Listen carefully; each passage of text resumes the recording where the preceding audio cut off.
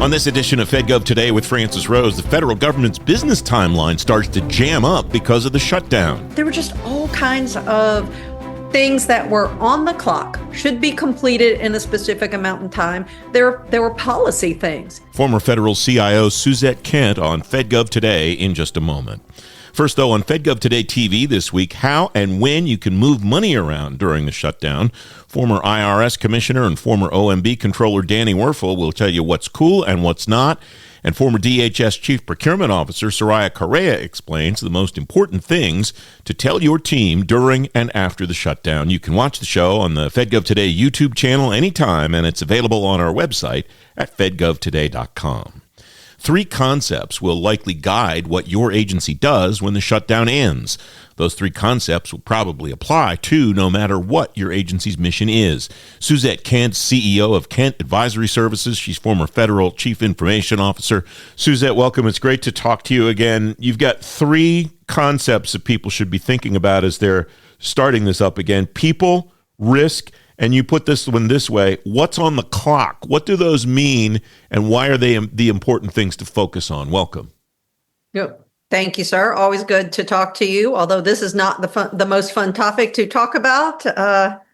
Having lived through this in what was the longest government shutdown, it's tough times. So people, you asked a question when I responded with those things about what do you do and what do you focus on when everyone's back in the office, and how should, feds and, their contractor partners be thinking about that? Those 3 things mean prioritize the things that impact people. That means paying federal employees. That means getting SNAP benefits out. That means getting, folks back to work, for air traffic controllers. It means working through the backlogs. Risks, address the risks. I know we're going to dig into it a little bit, but there's lots of areas where when people are not at work and they are not doing their normal things, nefarious activities creep in, things get missed. You have employee turnover that creates unique risks. And the quote on the clock is, what are those things where time matters? Did we have a 30-day trial for something? Did we have an amount of time to respond? And if no one responded, that meant it was accepted. Well, is that really, the thing?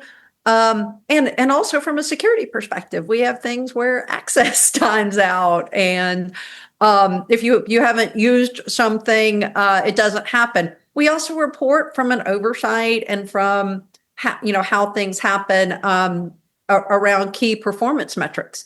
And some of that data is shared out to the industry. So those things that are, quote, on the clock and have timers that have not been addressed might have, other kind of corollary impacts if those aren't addressed fast. So it's just kind of a way to bucket all the stuff that you have to do when you go back into the office. You sent me some notes here, and I appreciate that because you really spelled this out in a way that is an action item list and not just a strategic, conceptual way of addressing what people will find as the doors reopen. You write, prioritizing work for areas where citizens are awaiting actions, and you give some examples of those: passports, claims through IRS, Medicare, Medicaid, grant funding, and so on. That sounds like almost a triage situation where when one reopens the doors, okay, what are the things we really have to fix or take care of or make sure they're operating okay, or connect with people who haven't been furloughed and check on them right away. Am I hearing that the right way, Suzette? No, absolutely, Francis. These are the things that affect, first of all, the people of our nation, who are looking for, depending on services, but second, the people who are delivering those services. So like you said, some of those things, I mentioned, data protection for things like weather, grant funding for important items, out of cycle payroll. That was one of the things that we did during the last shutdown. The government had never before done an out of cycle payroll, but we had feds who had missed multiple paychecks, and it was really important. Cross dependencies with agencies. Every single time there has been a shutdown, agencies realize that sometimes they look at critical activities a little bit differently, and they have dependencies, on each other. But somebody in agency X not doing something might impact something that is delivered in another agency. Getting on top of those so that you're not only clearing your important work for people, you're not being the bottleneck for another agency, and then understanding where you might have had team staffing changes. In the cases of many of the contractor partners who work with government, after a certain amount of time in shutdown or with those people not being deployed, they may be deployed to other areas, for those companies for their own commercial reasons. So you have to reassess the team that is actually doing the work. And that's a people thing, roles and responsibilities. It's also a little bit on the risk thing, because how quick can I get back on pace with those activities that are out there? So the big ticket items, though, are taking care of people and people who are waiting on services. We'll talk about the risk element in a moment, but a couple of thoughts there. I recall any number of people telling me after the and this is like 6 or 8 months after the shutdown in 2019, that their contractor partners, the impact there was greater than the employee impact, because not only did they have folks who had been moved to other contracts for that same company, but they had folks who just couldn't take a couple of paycheck cycles and found other jobs, like didn't even work for that contractor anymore, let alone, and in some cases didn't even work in GovCon anymore, let alone working on different contracts. So that is something that I imagine will also be in play this time around with the length of time. You addressed the cross-agency dependencies item in the notes that you sent me with something that you didn't touch on, and I want you to. Resetting expectations for future shutdowns. There's an assumption there that I think is unfortunately correct, and that is that there'll be another one at some point in time, and that we have to continually rethink how agencies prepare and how individuals prepare for what the next one's going to look like. What did that involve in the aftermath of the 2019 shutdown for you as an individual government employee, and for you as a leader of a bunch of government employees, and for you as the leader of, from a strategic perspective, of a bunch of other leaders in the federal government? Yeah. Well, I will say this, Francis, the list I shared is a product of reality, right? These are a recollection of the things that we absolutely had to do, and reflects the input from all the other leaders across the, whether it's CIO, CISO, councils, and the leaders across the agencies. So I'll use an example for the folks who are watching or listening. The cross-agency dependencies, right? We have a certain number of payroll agencies, but every agency puts in their time and attendance. They do it in a lot of different ways, unfortunately, very many different ways, but they put that in different ways. We couldn't actually run payroll until people entered time for individuals. Well, the agencies that were actually doing the payroll processing are 5 areas, but everyone had to do time and attendance, and not everyone had brought those people back into the office, in the same way. We had agencies that were onboarding individuals, and when you onboard, you need stuff from OPM. They need laptops that come from our vendor partners that get shipped through a process. They need security badges to get into facilities, though maybe they need a background check. Those were provided, all those services, by other agencies. So we couldn't get the person into the role that we needed them in, to be effective. And those agency partnerships and who provides what services and those things changed consistently. So we identified them for a point in time, but for every point in time, those need to be reassessed. And you have to ask the same question, right? Who's providing these services? It's no different than it was a contractor, even if it's another government agency. Who's providing these services? And are they where are they where I need them to be to for that service to work? All right. The areas of risk that you write about seem to be pretty straightforward, and I am sure this list is not comprehensive, but you write about unauthorized access or unusual remote access, expired passwords, changes of team members, as we've already touched on, determining risk to hardware, accelerating work tool setup. Those seem like the big ones. I imagine they're not the only ones, Suzette. No, these were the big ones. And I mentioned these because these were also the ones where when everyone came back into the office, everyone had the problem at the same time. Everyone's password had to get reset. Everyone's looking for laptop. They needed their new phones. Where's the status of my security clearance? Where is my team? Mm-hmm. Right? Who is where?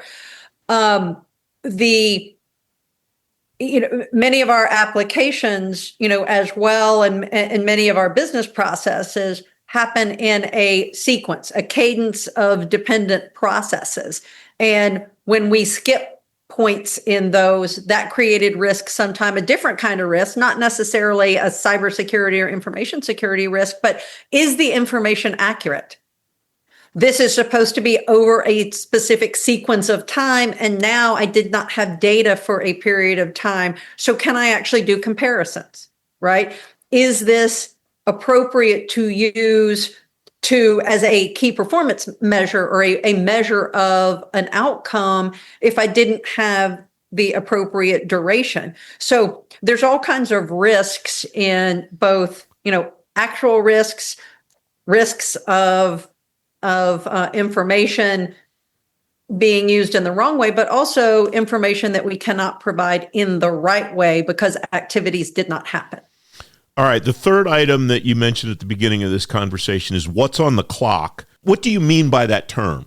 You touched on it a little bit, but expand on that idea. And I wonder if you're referring to everything that's time sensitive, or is there a prioritization process that's going to be required? What does that look like, Suzette? When I was thinking about kind of bucketing the activities, I did think about all the things that are time sensitive.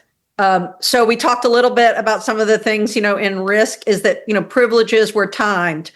That kind of gets in the cyber risk. But also there are things where a trial of an activity was underway, an observation of a thing. We may have vendors that were doing kind of competitions and bake-offs for activities that were supposed to be for a duration of time, and maybe individuals had trial licenses or things like that, and they timed out, and we didn't finish.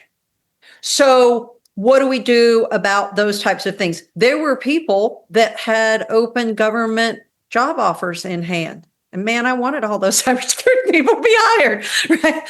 But if we didn't move on that, potentially many of those individuals, when we went back and revisited, they had taken, other employment. There are people who in the government have to get certifications, and most of them have to finish those certifications by calendar year end. Well, a lot of those had been staged. Now they couldn't travel. Now they couldn't go. The classes were canceled.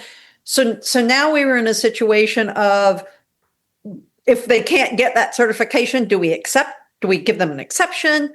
Do we pursue that maybe private sector or other ways? There were just all kinds of things that were on the clock, should be completed in a specific amount of time. There were policy things that, for example, something's out for 30-day comment. If no comments come back in or there are no objections, then it's accepted. How does that work? And in some cases, those had to be looked at. And then one thing very, very specifically, audits, oversight audits, and those types of activities happen on a very specific schedule with the members of the CIO Council and in partnership with GAO and some of the internal compliance and audit folks. We had to renegotiate those. We couldn't. From a capacity standpoint, these first two items that we talked about around serving mission and addressing risk had to get the primary attention. So we had to move around and negotiate calendars and And sometimes that was not fun. And sometimes there are other people who are looking for a report out or something like that. And that was a negotiation. But it had to be a negotiation because the priority was mission recovery. I know that the out months after the shutdown in 2019 kind of got jammed by COVID and the response to that. But I wonder what you learned in the month, 2 months, 6 months after the 2019 shutdown that you didn't anticipate when you came back, or that worked differently than you thought it was going to work when you came back, or anything like that, Suzette? I think, Francis, for me, agencies have shutdown plans, but a couple of the areas that were very glaring were the interagency dependencies and some of our what I'm going to call, and so that's all those things about whether it's equipment or onboarding or offboarding, right? And some of those things became issues during COVID as well because we could not do them in a digital manner. Building access. We literally have people because they're badged at a time, they're standing in the lobby and can't get in the building, right? Just some of those simple things. And the other was some of the technology implications for things when they were, accessed differently, or folks had to do, different types of jobs. I learned. I think we had, across government, an opportunity to relook at understanding the dependencies, understanding fungibility of resources, and then understanding some of those risks and on the clock types of things so that we can better prepare in the future. And those are the things that I know some of them did get included, in the agency plans, but then relationships change, business, mission stuff changes. So it's a continuous kind of learning and updating that I believe will happen after this. Suzette, it's always great to catch up with you. Thanks for your insight. I really appreciate it. Good to talk with you, Francis. You can read more about preparing to reopen the government on today's show page at fedgovtoday.com. The FedGov Today podcast is back Monday. Former Deputy Director for Management at OMB, Margaret Weichert, is here to tell you what to expect when your agency reopens. If you don't want to miss that, you can follow the FedGov Today podcast on Apple Podcasts, Spotify, on the FedGov Today YouTube channel, or on demand at fedgovtoday.com. I'm Francis Rose. Happy Halloween. Thanks for listening.